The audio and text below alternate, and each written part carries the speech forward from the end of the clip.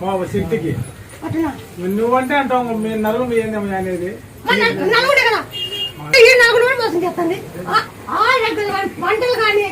నా పంట పెట్టాలా యా పంట లేదు యా పంట అని చెప్పేస్తా కరెక్ట్ తల్లి అమ్మ నమ్ముకుంటే ఖచ్చితంగా చెప్తా మీరు ఈ జిల్లాలో పక్కన కరెక్ట్ కొన్ని కోట్లు గుడి కట్టినా కూడా ఇంకా ముందంజలో లేదు